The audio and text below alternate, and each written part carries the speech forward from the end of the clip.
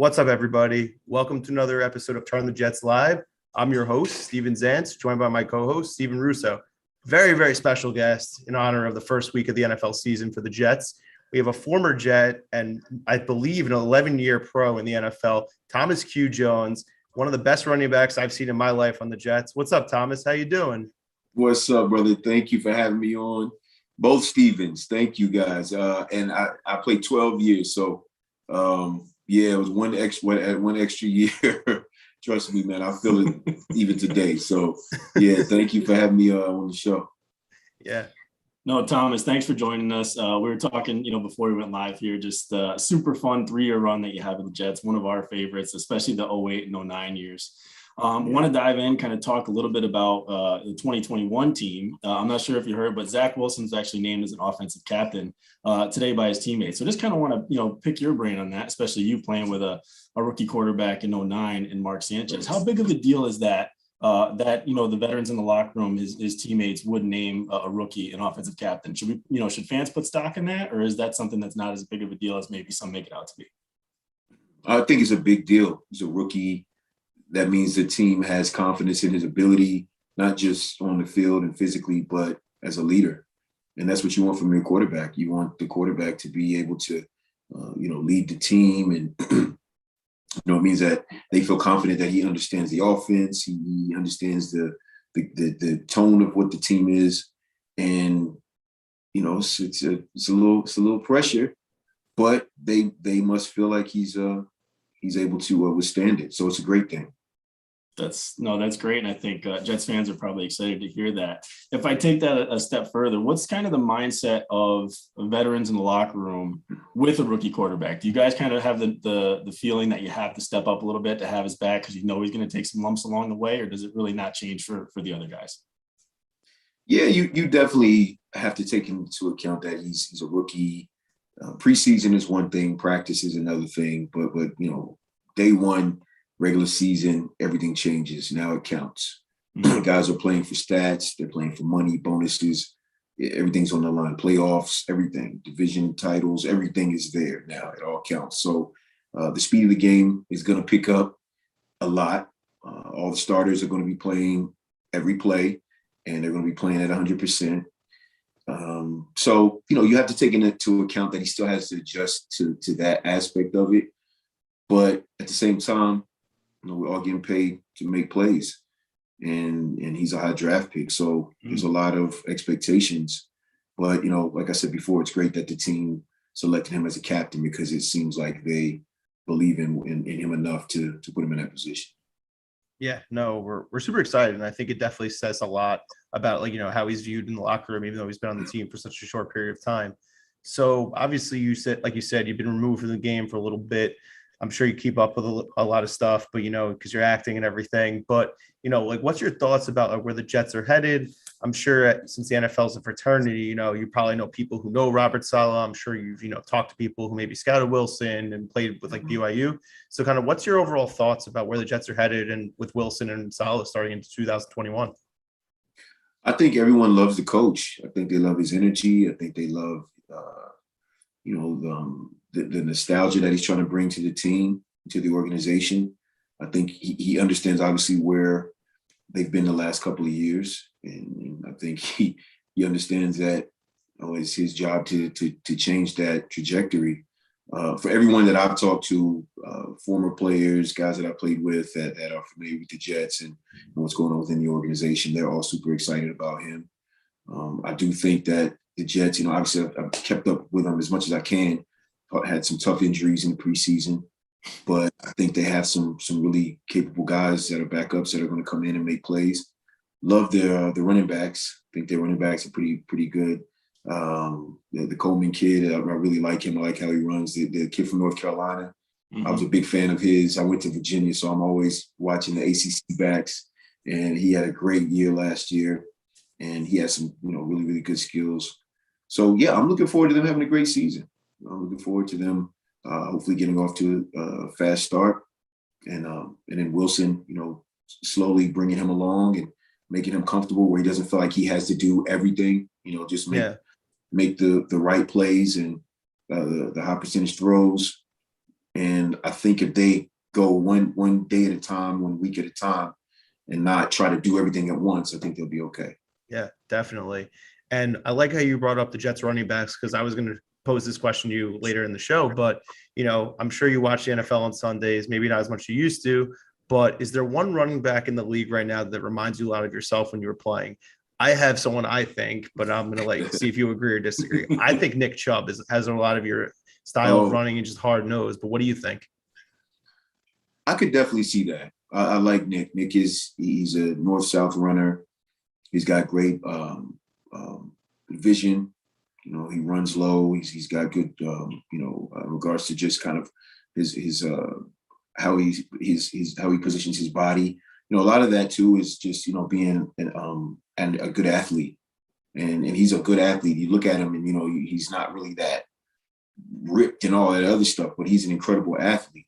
He's got great footwork, great speed and agility, and he's always going forward.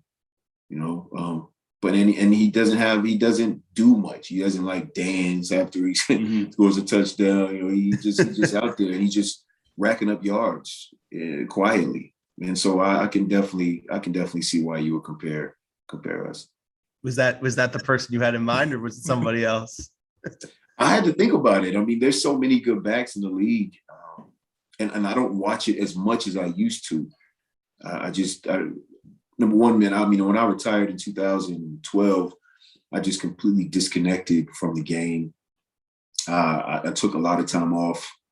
Honestly, I didn't even pick up a football, period, until I went back to a Bears game in 2019.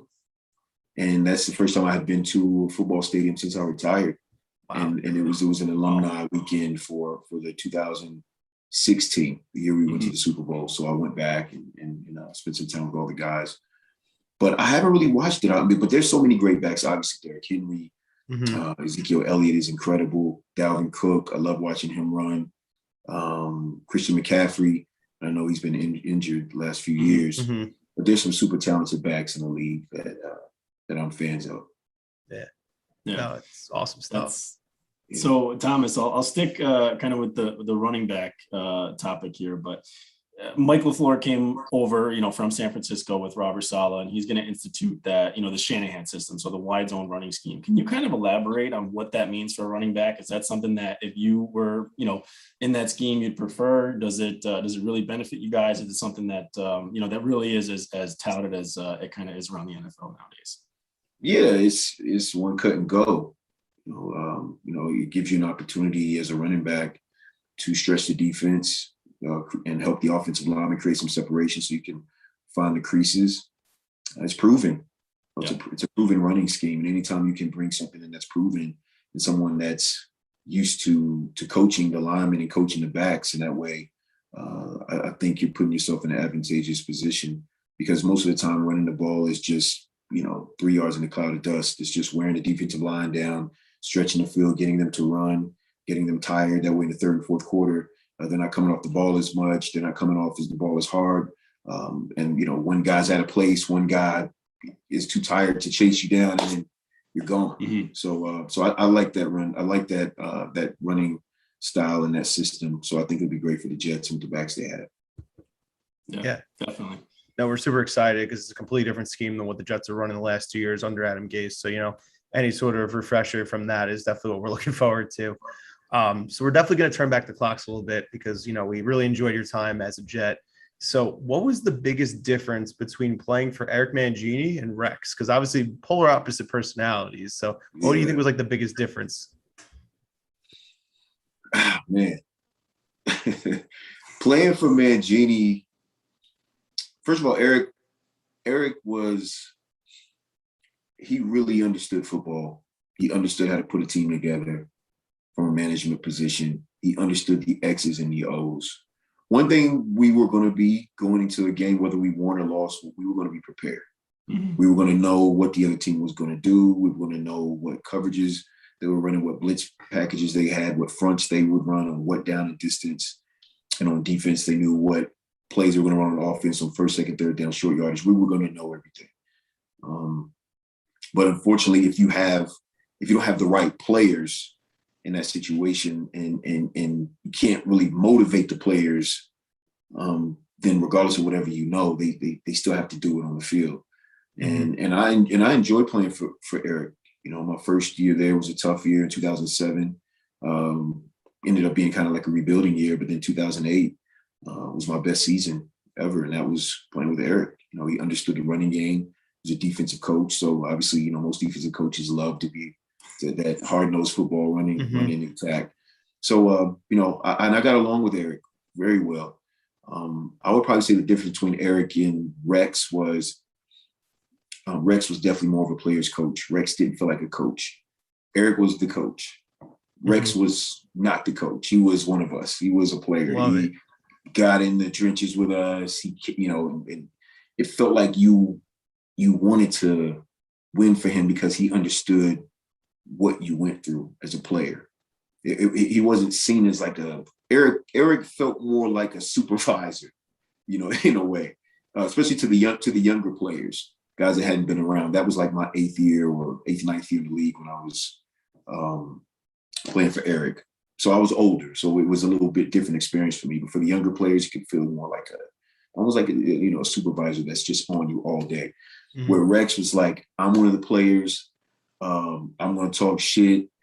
Y'all just back me up. I might say something to a player pregame. I might say something about a coach, and you guys just back me up. You know what I'm saying? So it just felt like, he was a teammate. He wasn't a coach. He was a teammate. And all the coaches that he brought in were the same. And we were really one big family.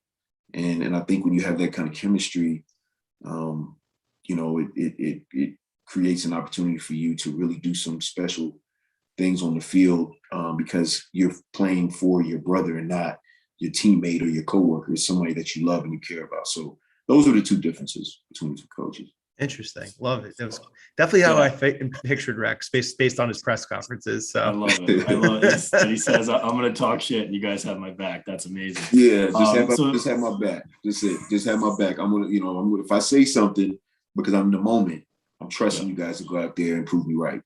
So Thomas, as a player, did you have a preference in your time as a Jet, playing for Eric or playing for Rex? Can you answer that, or if you can't, that's fine. No. I mean, I think I took something from both coaches. I'm a very disciplined, militant person in life, and especially in football. I was very militant, very disciplined, and that was Eric's way. I love that about Eric. He made everyone accountable. You were going to be held accountable for any and everything that you did or didn't do, and that's how you win. Accountability. And so I appreciated that about him because I'm that way. But I also liked the free-spirited approach from Rex, where it was, this should be fun. This should not be a game that you're under pressure to perform. It should be the same game you were playing when you were a kid. And so I like both approaches. And in 2008, I had over 1,300 yards with Eric's system and how he coached. And then the next year I had 1,400 with Rex. So I took something from both coaches. So I wouldn't say that I had a preference. I would just say that I think I was able to gain something equally from both coaches in their approaches to the game. That's awesome. And honestly, perfect segue, because one question that I wanted to ask you in the nostalgia realm here is, if a fully healthy 2008 team plays a fully healthy 2009 Jets team, who wins? It's a great question. Whoa. Oh, man. 2008, 2009. I think the edge would have been Favre, Brett. Okay. I get with that, because Favre was Hall of Fame quarterback, Yeah, that's the X factor, because I played with Brett, and I played against him for years when I was in Chicago, and we played Green Bay every year. So I knew Brett. I knew he was either going to win the game or he was going to lose the game, one of the two. He was going to do something. He was not going to just manage the game. So in 2008, when Brett came, I was extremely excited because in 2007, we had a couple of quarterback issues. Chad was hurt. You know, when Kellen Clemens was young and trying to learn. And we just had a rebuilding year. It was tough for everyone. But when they signed Brett in 2008, it was great for me because I figured, well, now they can't just load the box with 8, 9 guys every week and make me have to, you know, make everybody miss or run everybody over. And then, you know, towards the end of the season, you know, I think he had an injury, shoulder injury that most of the players, we didn't even know that he had. Yeah. But if he would have been healthy throughout the rest of the season, I definitely think we would have been able to get into the playoffs and make a run in the playoffs in 2008. Then 2009, we just had a really tough defense. I think we were number 1 in the league in rushing and defense. And we had a rookie quarterback who had to adjust, and he did an admirable job. You know, it's a lot of pressure to be a quarterback for the New York Jets, regardless of whatever your record is. You play for the New York Jets, like there's a lot of pressure. And I think he came in and did a great job. And he even did a great job in the AFC Championship game. You know, we just fell short. But I think it would be a good game. 08, 09 team. Yeah. But I would have to go with the 08 only because if Brett was having a great day, I don't think it would be close. Yeah, I mean, in that little run before Brett got hurt, that offense, you guys were clicking on all cylinders. I mean, it's like you could do no wrong, especially when you know, Stephen brought it up before the show, but beating the undefeated Titans team. I mean, that was awesome. So I'd find it hard to argue with you on that. Yeah. Tennessee, that was a great game, undefeated, 11-0. You know, went in there and beat them. That was a great game. You know, Brett had. I mean, it was a fun. 08 was a fun year. 08 was fun, especially coming off the 07 year where you're 4-12. And then me, you know, coming from Chicago, coming from the Super Bowl, you know, and then you have 1 touchdown rushing, 1 receiving touchdown. And people are like, what the hell is this guy? You know, we got this guy traded for him. He got 1 touchdown. You know, that was a tough year. You know, and I was hurt a lot of the year. Most of our guys were hurt. Young offensive line, young defense. And that was honestly one of the years I'm the most proud of out of my whole career is 2007. I was still able to crank out 1,100 yards. And we played a super tough schedule that year. We had the AFC North. 16-0 Pats twice, you know? Yeah, man, that twice. We were at Baltimore. We had Pittsburgh at home, at Cincinnati, Cleveland at home. I mean, even if Cleveland's not good, the AFC North, even if some of those teams aren't good, Cincinnati and Cleveland, they're going to hit you. That's just one of those divisions that's like every game you're going to play, it's going to be a physical game.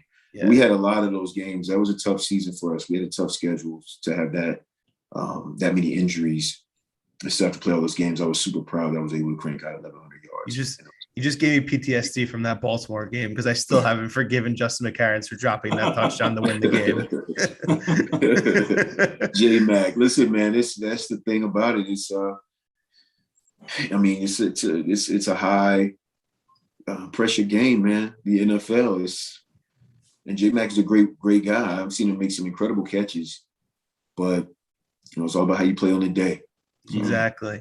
You kind of alluded to this about the AFC North being really physical and tough. Who is the guy who gave you the toughest hit in your career? And maybe if you don't know that off the top of your head, who was just the guy that you saw when you saw the schedule? You were like, oh, I got to go against this guy. I don't want to get hit by him. I don't even know. I was hit. I was hit so many times that I don't even remember. Probably the hardest I've been hit in my football career, was in college by my own teammate, Anthony Poindexter, safety. Wow. From Virginia, my freshman year. Yeah, first day of full pads. We were doing a team thud period. And I ran a toss and I cut back and I didn't even see him.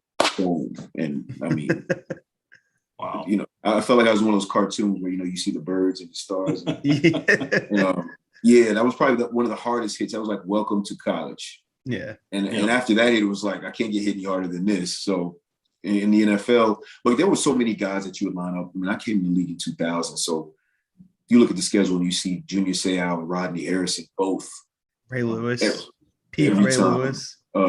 Yeah, I mean, Ray is a legend, but there were so many other guys that were just as, I mean, you just know that they're not going to give up. They're not going to stop. They're going to be on you every play. Zach Thomas. Yep. I mean, these are like guys that are like just relentless.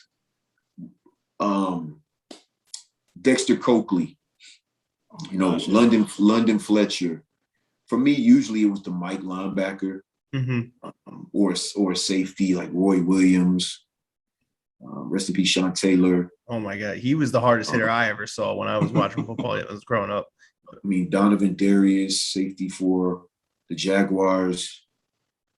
I mean, there's so many guys. I mean, you're talking about 12-year period. You know, a lot of people think Ray was, a monster, but so many other guys that.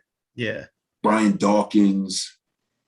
I mean, just relentless guys on defense. I mean, the NFL is, man. And now that I'm retired and I think of these guys, I'm like, what the hell was I thinking about?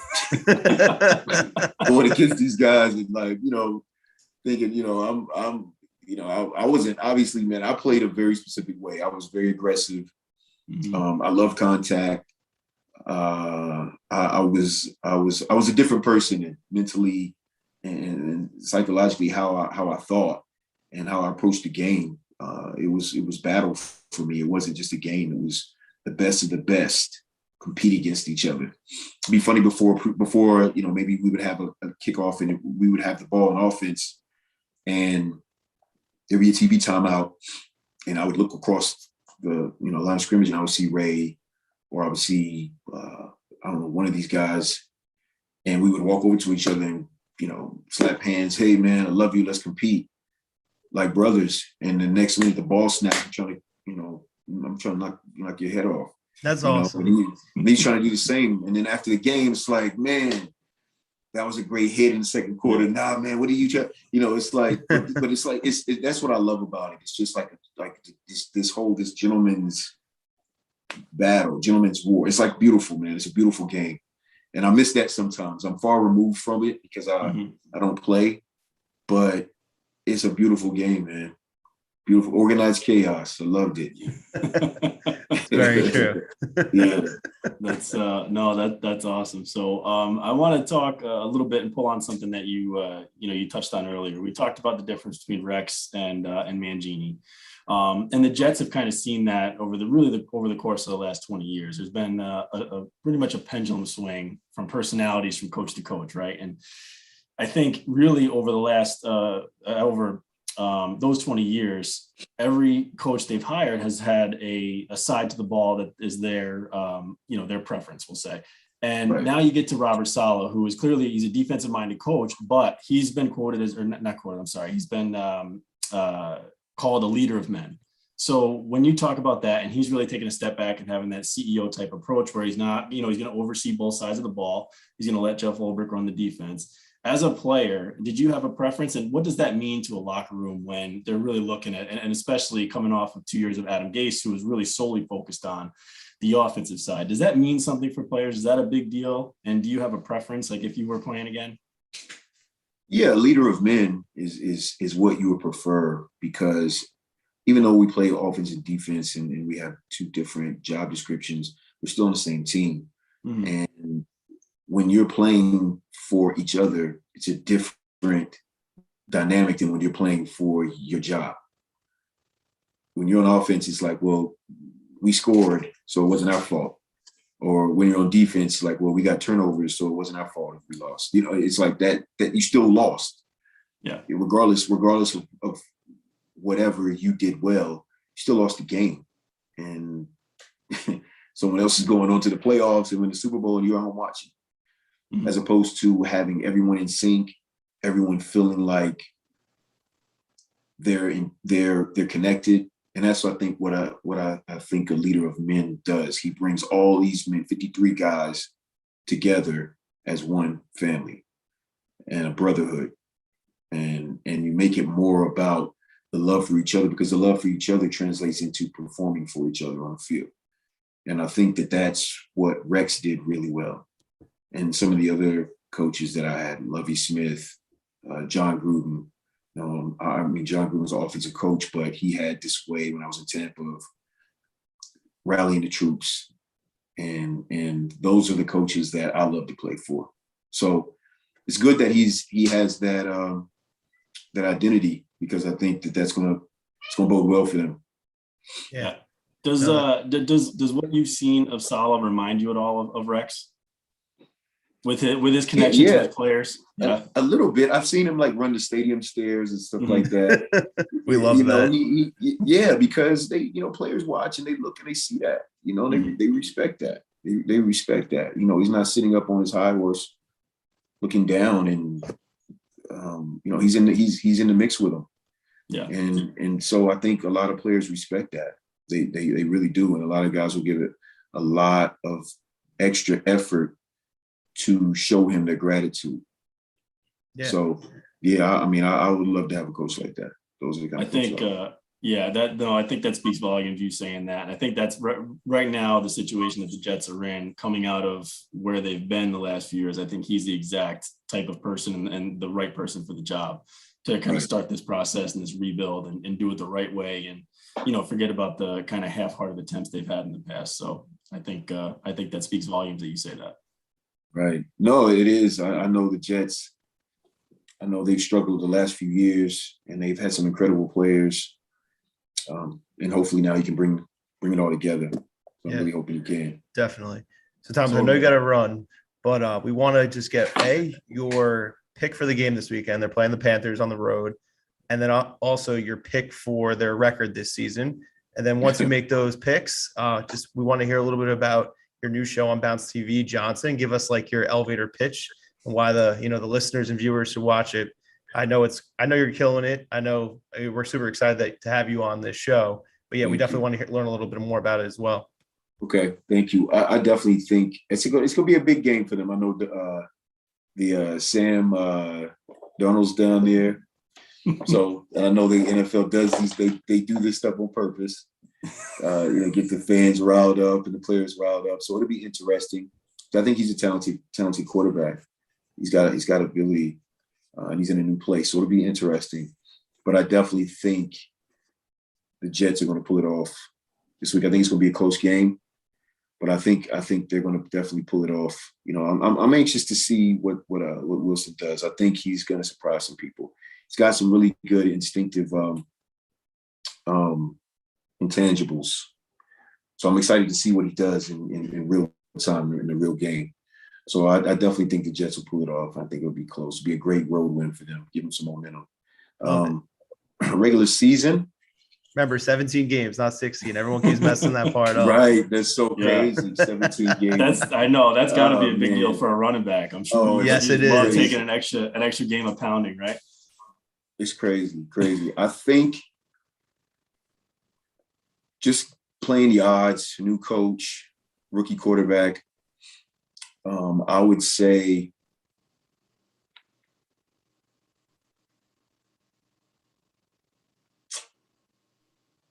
10-7. Wow. Right. I think the Jets are one of those teams that, because every year you have a team that comes out of nowhere. They hit their stride and they get, all of a sudden it's like, they may not do well at first. They may start off maybe 1-3 and then all of a sudden they just start winning quietly. And then they end up in the picture, like towards down the stretch. You're like, what? And I think the Jets have potential to be that type of team.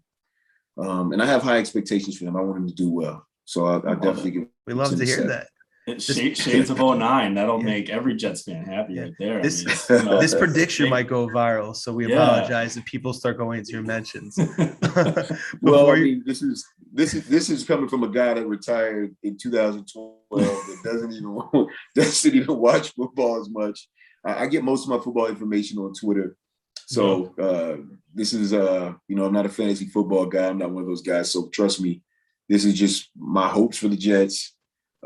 It's not a fact, but I really want them. I want them to do well, man. So I love it. So before you jump, we just want to hear the quick pitch on your new show. Let's hear it.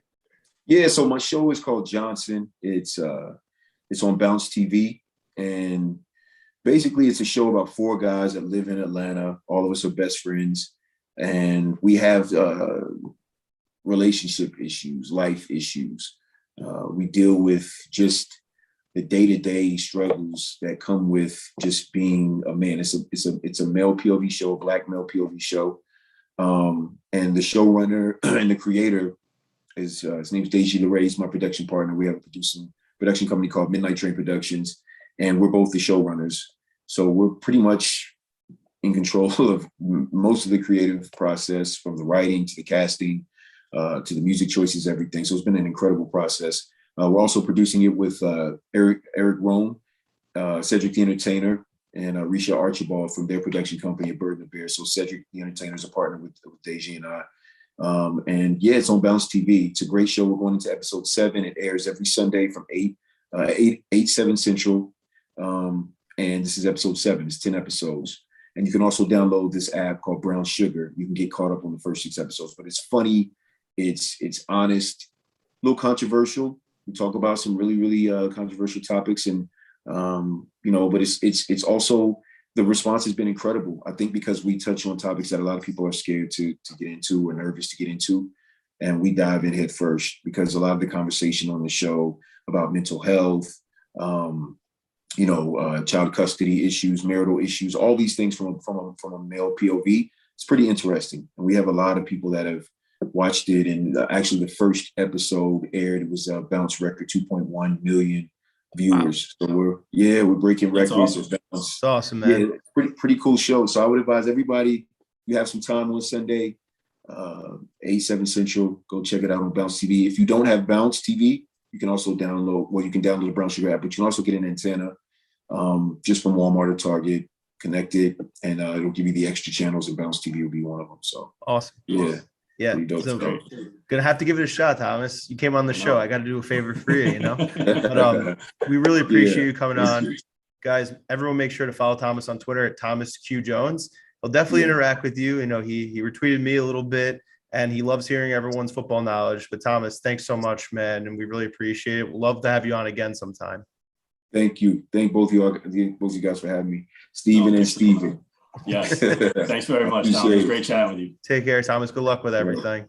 Thank you. Appreciate it. No problem. Yeah. So that was Thomas Q Jones, guys, former Jet legend. Just waiting for him. Yeah. So Steven, big day today. We're thinking about everything. That was an awesome interview. Super excited that we got Thomas on the show. Yeah. I think we could definitely talk about some stuff with the game. We'll do a little bit of predictions, talk about the captains, obviously the injury report, which is actually really positive right now. Mm-hmm. So I just want to hear your initial thoughts about all the captain selections. I honestly thought it was great. I wouldn't really change anything. I know there's some reaction about Marcus May and George Fant kind of being quote unquote stripped of their captaincy. I don't really look at it like that at all. Mm-hmm. It's a brand new team, a whole new locker room. They've overturned so much of the roster. They're voting on new captains. So I love the fact that Zach Wilson was voted the captain. I think that speaks volumes to his character, who he is in that locker room. And I think you're just it's hard to pretend to be, to be a different person. So like who you see in the press conferences and stuff, I think that's truly who he is. And Corey Davis as a free agent coming in and being a leader on the offensive side of the ball too. I love that. So I love the two offensive captains. I think, on the defensive side of the ball, watching when Jets drive, you kind of see Foley Fedekasi step into that role, which is great to see him get named a captain. And then CJ Mosley, I just feel, I'm not there, but I just feel like he's a quieter, lead by example kind of guy. And I just, I think it's great. I don't think I could have handpicked, for offensive defense 4 better guys. What are your thoughts on that? Agreed. I think that all of them were great selections, and Foley had that one press conference when he was talking about the injury of Carl Lawson. And I was like, I can run through a wall for this guy. He's great. You need more press conferences like that.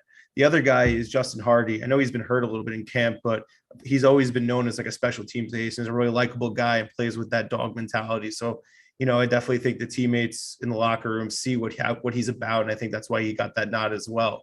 Mm-hmm. I think people are making a bigger deal about Marcus May not getting it year to year. It's different coaching staff, different players, it's voted on by the players. So like, I don't think we should make too much into it, but I know we were making jokes earlier about the emojis, how he's, tweeting about whatever when they cut Bless Austin. He's obviously not super thrilled with his contract situation, but I think they made the right decision.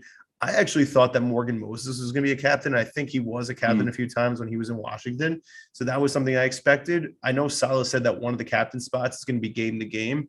And I think it's going to be selected by the coaching staff. I'm not sure about that, but I think overall great stuff, and really telling about Zach, because there was that whole, conundrum about, oh, he wasn't a captain at BYU. He's not a leader, blah, blah, blah. He actually caveated that, when he was doing his press conference. It was just that he was coming off injury. He wasn't guaranteed the starting job. So, like, how is it his team supposed to vote him a captain if they didn't know if he was actually going to be the starter or not? So, I think, it speaks volumes to what this organization and what this team thinks of Zach. And obviously, the results on the field are what's going to matter most. But, definitely very positive. And, I'm super excited for this weekend. And I think it's going to be a fun game. I mean, I think we talked about this about a month ago, and I tweeted this saying, no matter what the outcome of this game is, good, win or lose, the overreaction is going to be out of control, whether we made a mistake or we made the right decision, blah, blah, blah. And I'm just not here for this. Yeah, I know it.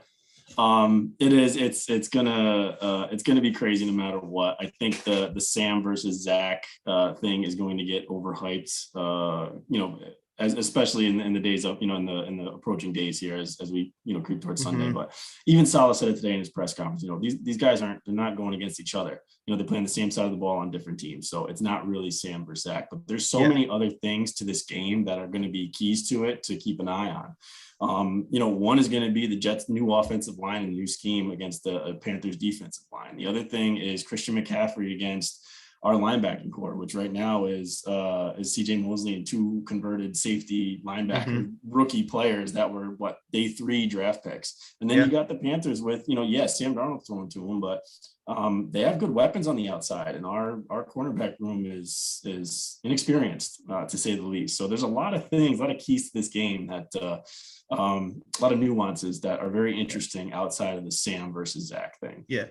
I saw DJ from the Daily News tweeting out, like, what's the matchup that you're most intrigued by this weekend? The one I pointed out is just Bryce Hall against whoever he's covering, because I'm not sure if he's going to be covering Robbie Anderson, DJ Moore. It's more about, like, his responsibility as being the number one corner on this team. We still to this day don't know who's going to line up opposite him. It could be Eccles. It could potentially be Jalen Guidry, but I'd be kind of surprised about that because he's been really pegged as more of a slot guy and like the heir to Brian Poole. But I'm looking at that secondary because that's really the biggest Achilles heel on this team. I know we obviously don't have like a stout pass rush, but I think the Jets defensive line is definitely going to cook this weekend, especially with 2 injuries and the interior for Carolina. And they didn't have a good offensive line to begin with. I think really the only quality starter they have is Taylor Moton.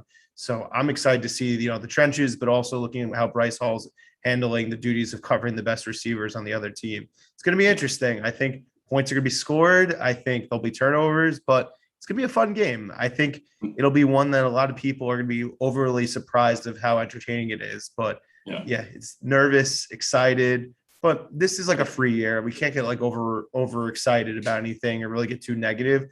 2-14 team. I think they're going to show signs. They're going to show progress. It's just, we're hoping that this quarterback works out and this coach is the real deal. And I think that's really what we want to find out as we get to the end of the season. But what are you looking forward to most?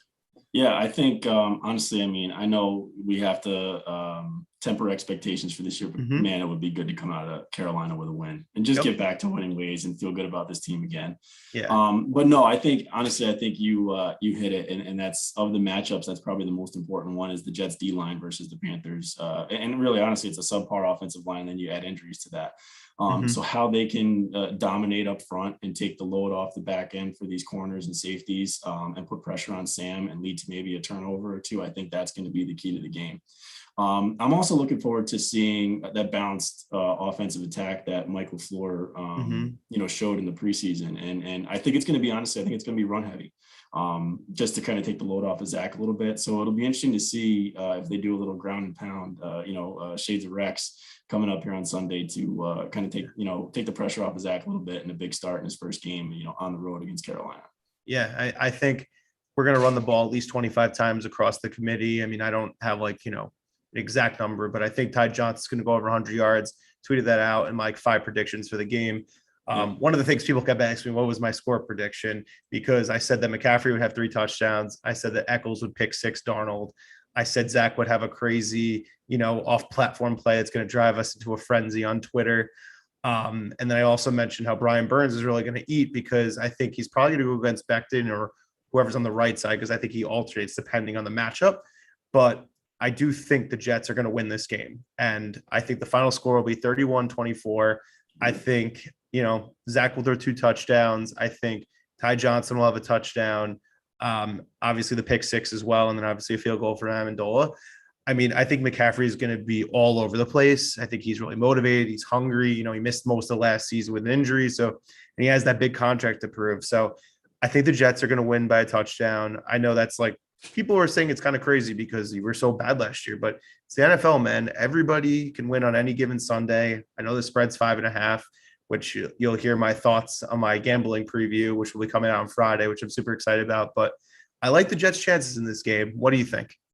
I do too. I think, first of all, if it's 31-24, the Jets put up 31 points in a win, I'll be ecstatic. I think the Jets win. I think they win a close one. I think it's going to be 24-20. A couple of things that I'm really excited about is I want to see how well the offensive line protects Zach Wilson. I think that's something they did extremely well in the preseason, but you just heard Thomas Jones say it's a whole different ballgame when when all the starters suit up. But protecting Zach Wilson, I think, is obviously something that I'm looking for. And then I want to see how this wide receiving core performs, honestly, because I have it's weird. I have like a quiet confidence about it. And like, I just feel like everything's going to be okay, which is just a weird feeling as a Jets fan. But I really do think that Corey Davis and Elijah Moore are going to be great this season. And if Crowder comes off the COVID list, I mean, that's just, added bonus on top. So, but overall, I think the Jets eke it out. I think 24-20 Jets. I think they do enough and they get probably 1 or 2 turnovers from Sam and one will, at the end, will seal the deal. Yeah. Where he's always good for some boneheaded throws, and it'll be nice when we see it benefiting the Jets and not benefiting the team that we're playing against. So I think that we'll see one of those typical, we're used to that throw.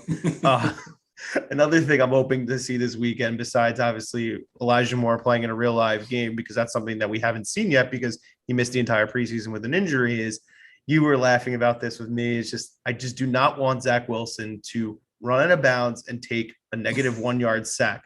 Throw the ball away. I've seen Darnold do it. I've seen Geno do it. I don't remember if Sanchez did it, but I cannot stand when they do that. It is the most counterproductive play. I don't understand who's telling them to do that. It's just, it drives me nuts. And they need to just tell him, throw the ball away. You can get it away. No one's going to pick it off. Just throw it away. So that's a big thing. I'm going to be like, if he does that, I'm going to be like, he's a bust. I'm just kidding. He's not a bust, but it's going to drive me absolutely insane. I know. Well, there's a couple, and I totally agree, but those are things that you don't typically think about. And then when they happen, they just piss you off. So there's a couple of things that, especially with a new coaching staff, that you don't really think about until the season comes along. So 2 of those for me are really Saleh and how he handles clock management and what that is going to look like. Cause those are things that can drive all fans nuts. But we've talked about on the show before, taking, 3 timeouts into the half, but then burning 2 as soon as you come out of the second half. So stuff like that. And then the other thing is penalties. I want to see, everything that Saleh represents screams that he is detail oriented and kind of a very disciplined person. So I want to see if that mentality turns over to the team and how they are with penalties, because we know we've seen far too many times that can just absolutely kill, an offensive drive, kill momentum, whatever. So, the last thing that we need is a 3rd and 5 conversion to Elijah Moore. And then all of a sudden it gets brought back because of holding or whatever. So those are things that you don't typically think about in the off season, as you're excited and the games are about to start. But then once 1 o'clock on Sunday hits and you see, 12 flags against your team, man, that's the shit that can really piss you off. Those are all great points. And other things that I'm thinking about as well is I just want this team to not come out flat. We've seen the team come out flat looking like they forgot the game started and then they wake up in the middle of the second quarter. Like, I don't know, obviously, how Saleh feels about deferring or taking the ball. Hopefully defers. I just think that that's the approach you should always take. But when they're on offense for the first time, I do not want to see a 3 and out. I want to see this team move the ball, get some momentum. Even if you don't score, just show some life. Yeah. It's just so frustrating when you're like 3 and out, hit wash, rinse, repeat. Yeah. I know Darnold actually had some moments when he didn't do that, but they just need to show life. They need to show some energy. And I think that, Salah's approach and just his personality, it like exudes that they're not going to come out flat. They're going to play with more energy than everybody. They may not be the most talented team, but they're going to play the hardest and just show as much, fierce competition. So I'm hoping that's what we see. And I think the penalties are a great call out because I mean, how many more roughing the passer penalties do I need to see after the Jets going to stop on 3rd down on defense? It's like, yeah, please be that's disciplined. It's Greg Williams at his finest. Oh yeah, Greg Williams. That's why Belichick has 6 rings because his teams are disciplined. They don't do stupid penalties, exactly. and that's something big. Yeah, I mean, it's going to be exciting. I think I'm a little nervous, but I think we'll be in a good spot. So I definitely want to wrap it up with just our overall predictions for the season. I would say I'll give you this. Give me your record prediction and one bold prediction. It could be team related, player related, and then I'll circle with mine. Okay. Record prediction, I'm going to say 7-10. I think that they are a quality team towards the end of the year that increases in their level of play as the season goes on. I think they'll be better at the end than they were at the beginning, and they'll grow, steadily throughout. Probably have a few bumps in the road. It's a young team, youth across the board. But I'm going to go with 7-10, but it gives us promise. And I think that at the end we're confident that Zach is the answer. And we're even more confident that Saleh is the guy to lead us out of this. Bold prediction. Oh boy. I'm going to say that John Franklin Myers leads the team in sacks. I think I'm a believer in JFM. I really am. I think that this Carl Lawson injury sucks, but I think it opens up the door for JFM to do something great. And I think that I've talked about it, quite a bit over the last few weeks, but that attention shifting from Lawson now to Quinnen, I think Quinnen's going to have a monster year, but I do think it opens up the door for JFM to get a lot of opportunity and some cleanup sacks. I don't think he hits double digits. I think there'll be a lot of guys in that like 6 to 9 range. But I think JFM, when it's all said and done, leads the team in sacks. All right. I like that. That would get me excited, but I hoping for Quinnen to be that guy. For me, record prediction 6-11. So 1 game less than you. I mean, things could change, but I do agree. I think that they may show some growing pains early because it's a young team, rookie coach, rookie quarterback. So there could be some bumps with some games where they just everything was going wrong just because of the youth and the inexperience. But like you said, I think that they're going to be a much better team down the road, and you're going to feel very optimistic going into 2022. And it could really be a place where players do want to sign. And, hopefully we'll feel really confident in this draft class because it's such an important class for Joe Douglas. Bold prediction. I have a good one. So I think Corey Davis is going to be a Pro Bowl receiver. He's going to eclipse 1,200 yards and flirt with double-digit touchdowns and catch 80 passes. I'm excited about Elijah Moore, and I think long-term he's going to be a franchise receiver, and we're going to love him for like a decade plus. But what I think from Corey Davis early on is it seems like him and Zach have this chemistry, and he really trusts, that big body, and he can make those plays, especially for jump balls. And I think that he's finally going to live up to that, top 5 pick pedigree because, he has all the physical tools and he really showed incremental growth throughout his career. He's at the peak of his power. He's 26 years old. He just missed 1,000 yards. And I think with, Zach Wilson, who's going to be able to sling that ball to him, I think he's going to have a breakout season. And he's definitely going to get a lot of respect around the NFL. He was a top 100 player, man. You got to think players do think he's a good player. I'm not the only one who thinks that. No, I like it too, and I think Corey Davis is going to eat. I think the injury to Elijah Moore only opened up that door for him and Zach to kind of grow that relationship. So I wholeheartedly agree with you, and I think that's great. I think he'll lead the team in targets, no doubt. And if he can be, a shade below Brandon Marshall in 2015, I'll take it all day, man. Yeah, I don't know if he's going to be that, but I think he's going to be very good and be a Pro Bowler. I also think they will trade Crowder before the deadline to a receiver needing team like the Saints because I think. Yeah, I don't think he's going to play just based on what I've been hearing because he's still in protocol as of today, and he needs to have 2 negative tests in a row in order to be cleared. And he also was dealing with a groin injury. So I think that he'll most likely be ruled out and then probably be ready for New England in the home opener when I'll be at the game. So I think that this is going to be a barometer for this team to see really how the offense will function without him and really put Elijah all over the field, but more in the slot, I think, to start because Keelan Cole can play on the outside opposite Corey. So I think that LaFleur and Saleh are going to see, and even Joe Douglas, that this offense can function. I'm fine with keeping him, but I think they're probably not going to re-sign him because, he's, getting a little bit older. He's a slot receiver. You have Elijah who could do a lot of the things. You also have Berrios who do the same stuff as Crowder as well. So that's, I guess, like my mini bold prediction, but I don't think it's so bold because people have been talking about it really since that contract. I know. And I get it. And I think it's probably, it's definitely got a chance to be true and knowing Joe Douglas, but I really hope that's not the case. I feel like I'm in definitely the TOJ minority with that. I don't know about the rest of Jets fans. I like Jameson. I really do. No, I like him too. I do. Yeah, I think he's a good player. I think he's a reliable receiver. And I'm scarred from what we did to Sam Darnold. And I hope that they just keep as many weapons and reliable targets around him just to get the best assessment possible. I don't care. I mean, I think it's a foregone conclusion. He's going after 21, but just keep him here for Zach's full rookie year and give him, all the opportunity to succeed that you can, so that way you can get an honest to goodness assessment on him. Yeah.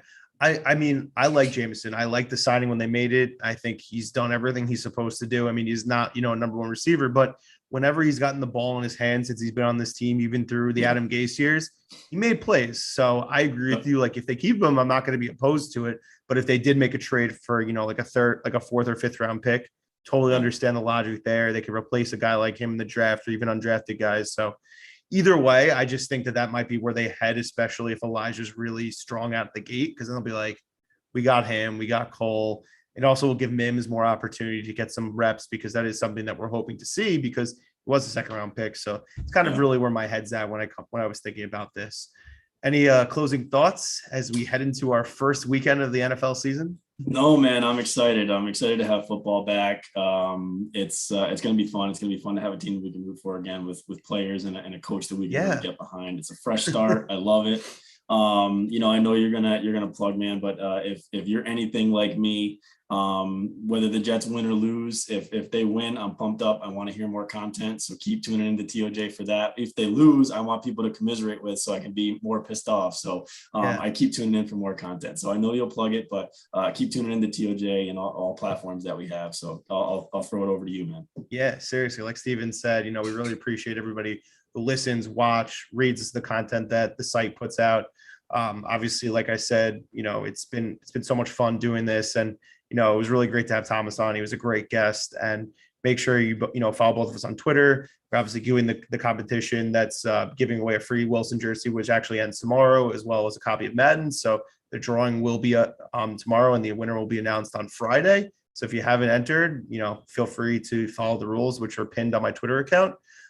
Make sure you obviously subscribe to our YouTube channel as well as the podcast feed to get obviously our show, Will's show, and then draft season when it returns in a couple of weeks. Excited to hear those guys back on the airwaves again. And last but certainly not least, make sure you are joining the Patreon for Badlands. Now is the perfect time. All the new content's coming out. I'm super excited for all the pregame stuff and postgame stuff. It's really a great time to be a Jets fan. We're finally optimistic, and appreciate everybody, and we'll talk to you guys next week.